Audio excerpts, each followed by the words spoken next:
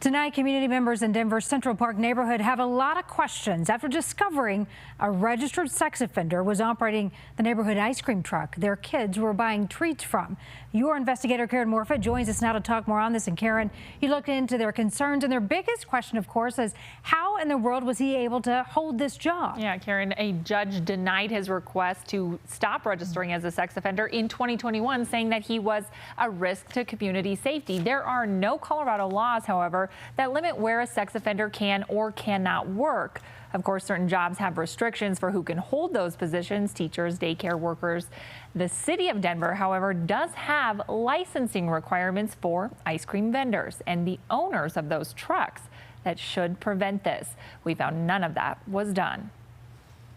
Scribbled on a piece of scrap paper was $22 owed for ice cream and the Venmo account for an ice cream truck driver. That would lead Central Park neighbors to an unsettling discovery. She came home and said he was super friendly. And Julie Sanger lives in that area. Her 13-year-old daughter and some friends were walking home from the pool when they stopped the ice cream wagon. Gave him their ice cream. They tried to give him money, and he said he only takes Venmo. And then at that time he said, I didn't realize you guys were running for so long. Do you guys want to get in my truck and I'll give you a ride back to the pool?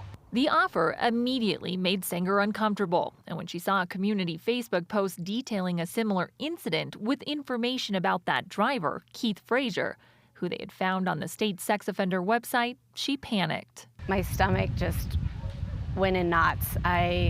Just very disturbing. In 1997, that driver pled guilty to indecent exposure involving a child, a misdemeanor sex offense. Court documents show while working as a babysitter for two 9-year-old girls, he was stealing their underwear, masturbating in front of them, and keeping journals about his time with them. In 2002, he was convicted of felony burglary.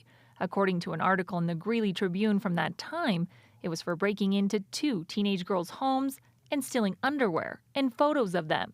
Like, how did this guy even get a job with this type of company? We took that question to Denver police, who in a statement say it appears the individual is in compliance of sex offender rules. The investigation is ongoing.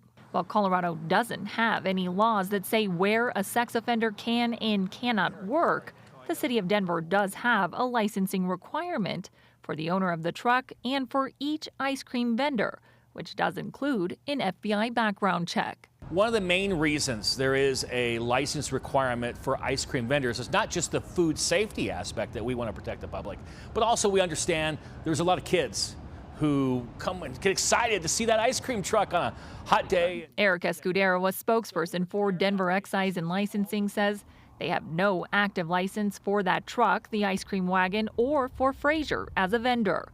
Escudero says while law enforcement will check those trucks when they see them, they rely heavily on the public for enforcement. Here's what people need to look for. They need to make sure they see a badge that's on the front, because it is Denver law that if you are an ice cream vendor, you have to have that badge visibly displayed. Sanger says for her daughter, there likely won't be a next time. Honestly, I think this has scared her enough. She doesn't really ever want to go to an ice cream truck after this. So I think it's sort of ruined it for her.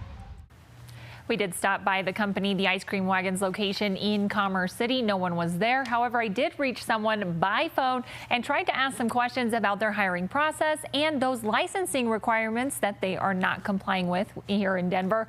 We were told, quote, there is an investigation that is happening and we have no comment.